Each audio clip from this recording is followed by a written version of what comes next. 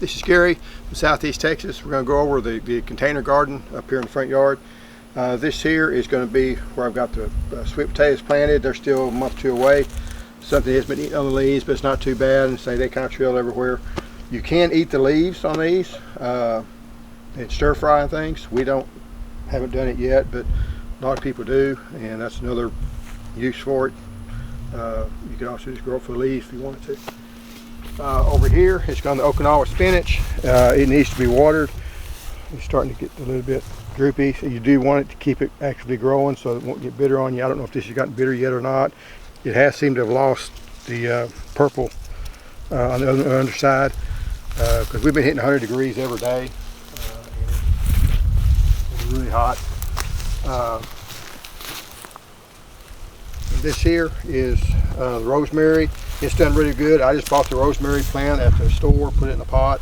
It's done really well. My wife used for cooking this a little bit. This is lemongrass. It's doing well. I really need it in a deeper pot because it does, you know, this flat pot. Those pots work really well for stuff like lettuce and things because you need space. You don't need depth. But with a plant this tall, you really want to have more depth in it. But that's the place I had for it. This is one of the Okinawa spinaches that I just pulled up and planted and it started growing.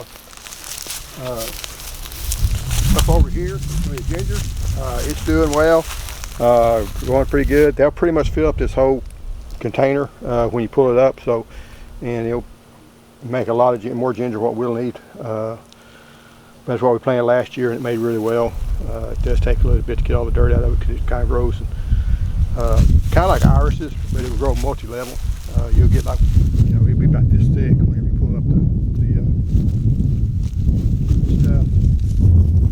And that's kind of the way it looks. It's got that real, you know, this is a new one. This is the old one. This is a new plant. So that's how the ginger looks. These I'm just keeping alive. We got a Euromastis lizard and we feed him some of the leaves. So this is the sweet potato slips that I had. I just haven't cleared them out. Here's where I'm going to be planting my figs.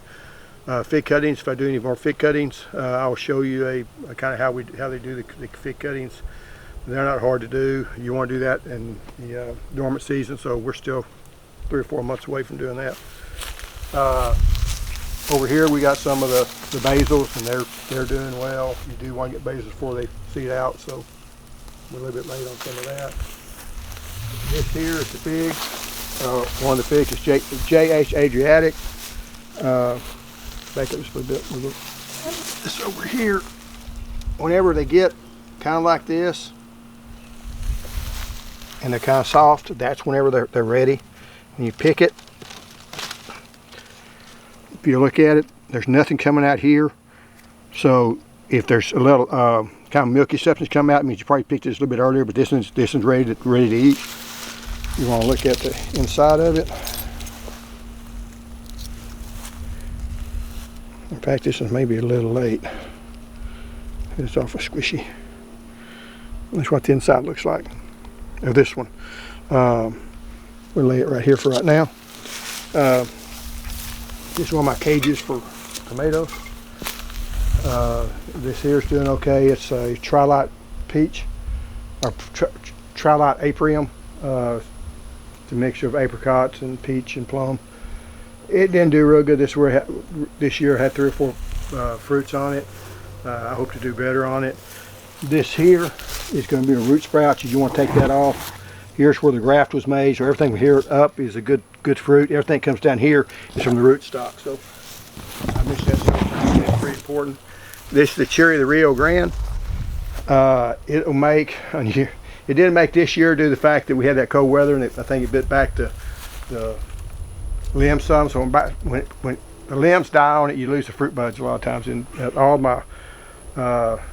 lot of anything I left outside, the sweet lemon and sweet lemonade tree, did the same thing. But it should make next year. It seems to be the closest of tasting like a cherry than anything else I've grown. The Suriname cherry, the couple of others. It does have a mild cherry taste to it, but And right now, at least they were the other day, they're selling for like $25 for like a 3-gallon pot if they're at HEB. So if you live in Texas, your HEB may have some of them. They do survive. This survived in this pot down to 13 degrees. So this is one that you can actually grow, because usually in a pot you lose a lot of winter protection. So this thing should do good even if you're up there in the Austin area or San Antonio. We should be able to make it up that far pretty easy growing outside. This here's the Malabar spinach. It's starting to bloom. You'll make little red berries on it. I have heard that you can make a juice out of it. We never have. I might try it this year. We don't particularly care for it as far as the texture on it, making it for a green. That's why a lot of people use it for have a lettuce substitute. And over here we got the pomegranate. And like I say, it was the one that was in a really small pot. They'd been there for a year or two, and I did shoot the fertilizer to it. So it's a little gangly, but it's doing well. I mean, you know, it's growing well. So we'll see how it does over time. And this here, what kind of basil is? This is type of basil here. I forget which the name of it. This is another basil. I think this is another basil too.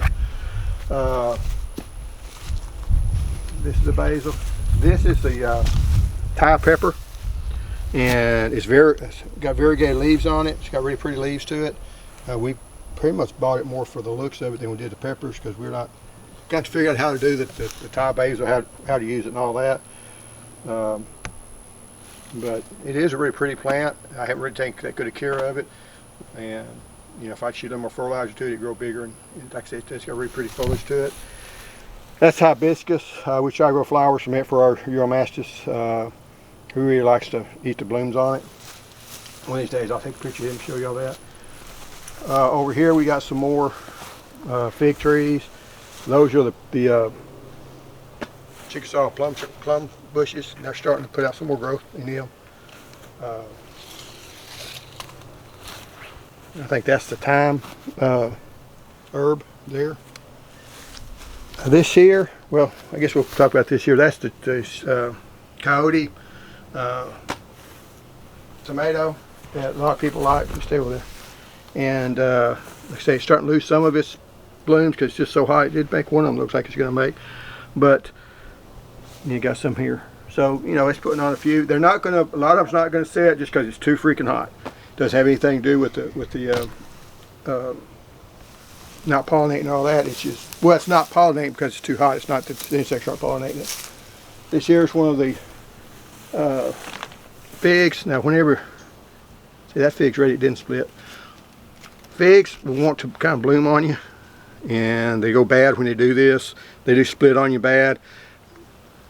What's happened here, it happened because we had rain. It's because it gets dry. We'll wait probably 2 days to water it and then water it again, so it's getting wet and dry, and that's what's causing that. It's not necessarily the variety on this case, because that variety, I can't remember what the name of it is. I do remember it was not a variety that split really bad, and I hate these things. Seemed like it was, I can't remember.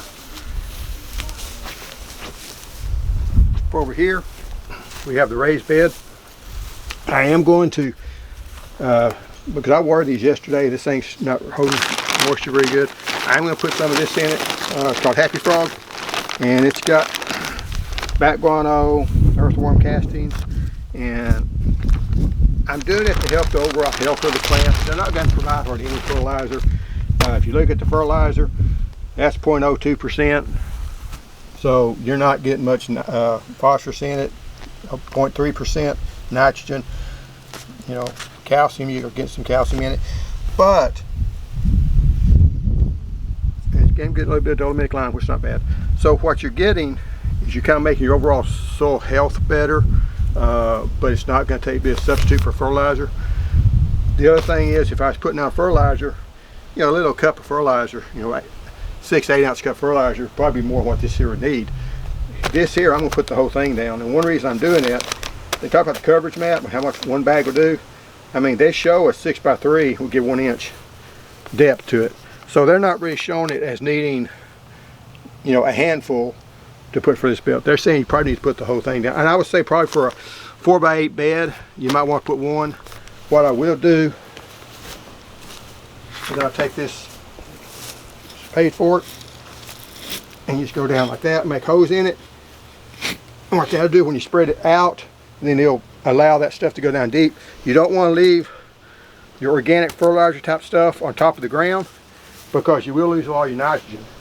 Where not you're using, you know, chicken manure, cow manure, or whatever, you do want to go ahead and get that into the ground if you can. If you throw it on top, what it is, nitrogen is a gas, so if it starts breaking down, turns into gas, it goes back to the atmosphere. If you can get it in the ground, it'll stay in the ground and be able to fertilize your plants. Okay, now we're going to walk up over there. One, stop it. Okay, this here's LSU black fig. Again, this actually shows it.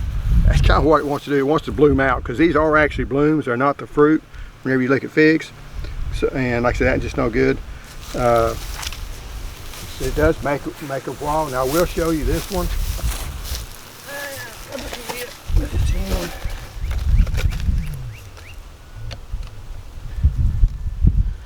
Violet de Bordeaux.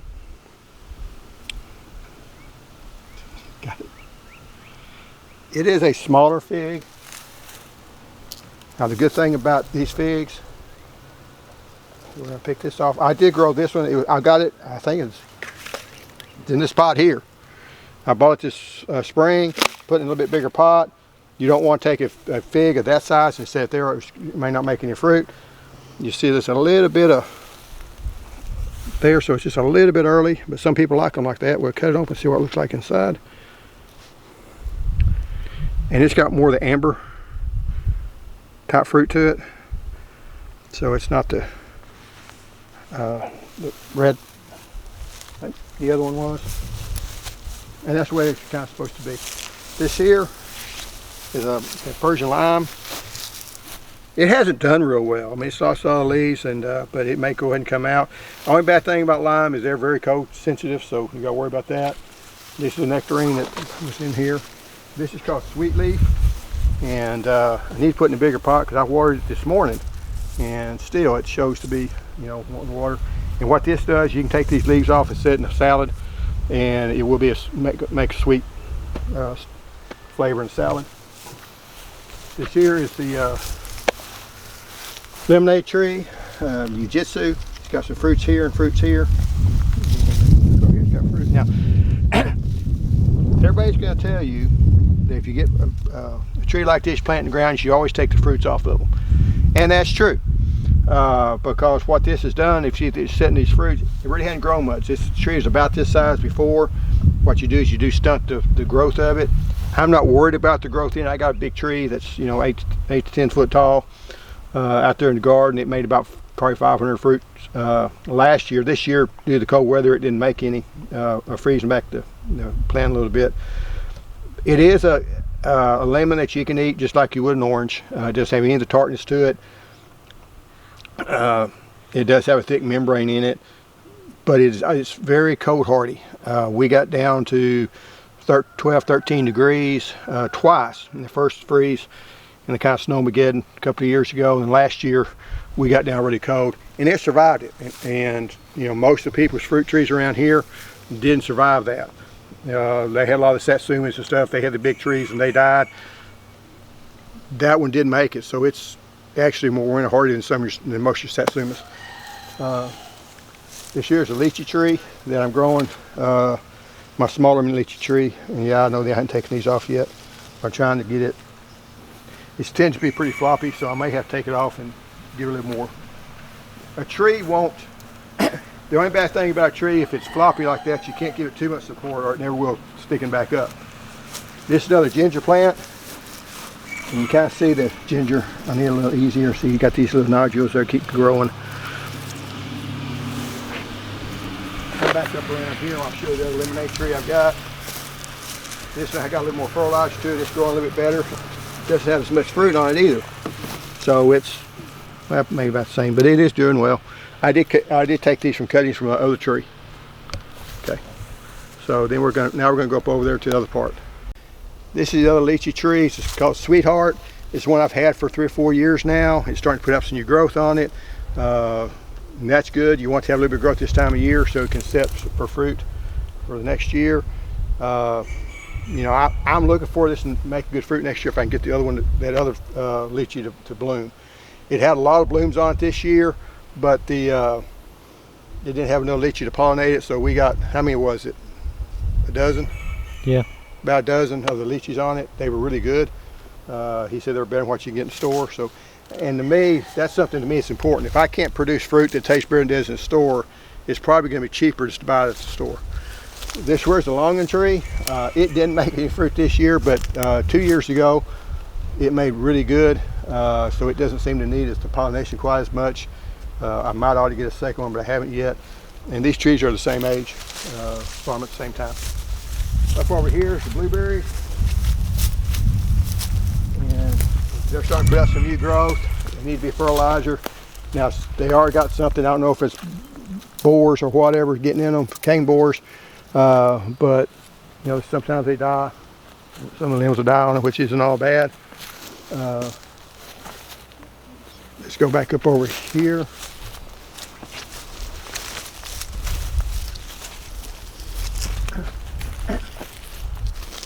This is Satsuma. This is a pumpkin mandarin. It's got several small fruits on it. You do want it. Got something that's growing on it. A lot of times when they eat leaves, there is a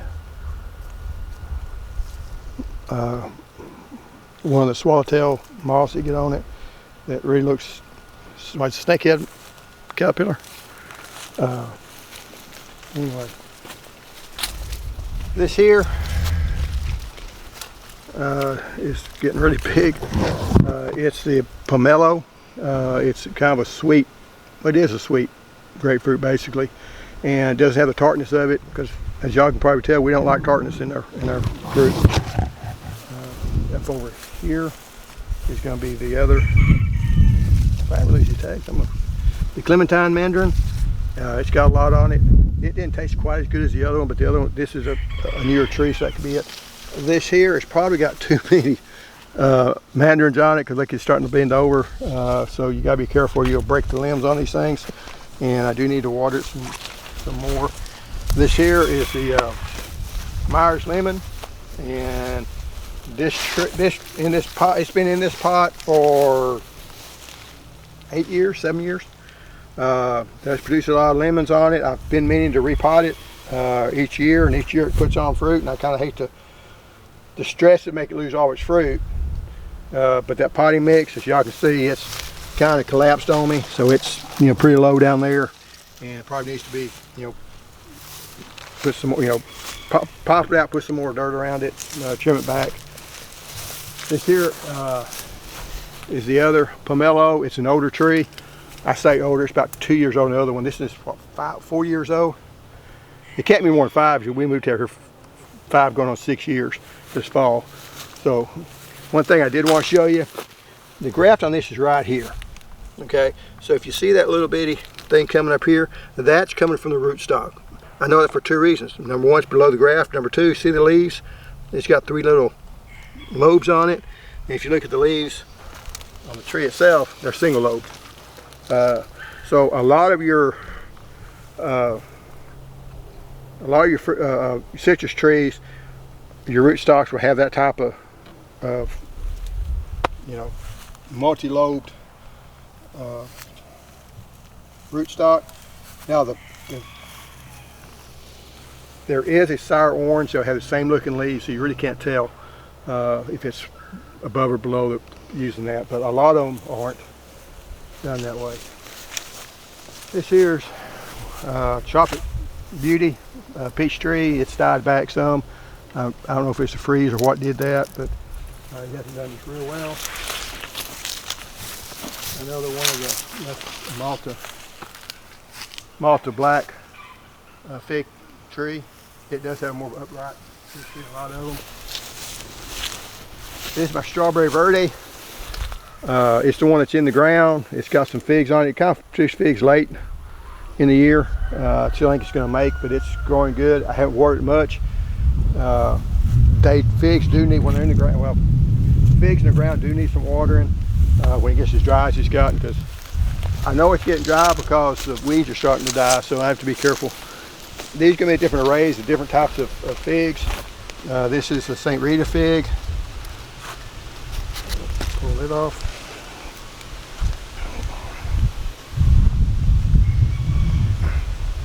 You see, it's got that. I like these better. It's got more strawberry looking taste to it and color to it. This is another one that's. This has got some type of mites on it or something. I need to spray it, but it's splitting bad too. But it tends to split bad. It's black Ishua, and it does split bad, unlike some of the other ones. But it splits bad under good terms. The other ones, it just hasn't been the best. This is really splitting bad. And I guess the only thing else, I got some more figs up there. And I mean, once you see a couple of figs, well, I'll see more. This is my loquat tree. This is Gold Nugget. It's pretty good size. It's getting stressed. I'm gonna need to water it. I will use the water bucket to sit down there and water it to get it down deep. When you've got a tree this size, you don't want to just take a hose and water it for 30 seconds and walk off, because you're not getting the water down deep. And what I've done is I've taken a 5-gallon bucket and filled a couple of small hose in it. Over here, son. Filled a couple of small hose in it, and then I'll fill that 5-gallon bucket up and let that bucket will take probably 10-15 minutes to drain, and that way that water can go down deep into the soil rather than running all over the top of the ground, because this tree is going to try to take water from 6-12 inches in the ground. It's not going to be taking water right off the top of it. Anyway, that's the container garden. If you have any questions, comments, please comment in the back. Thank you.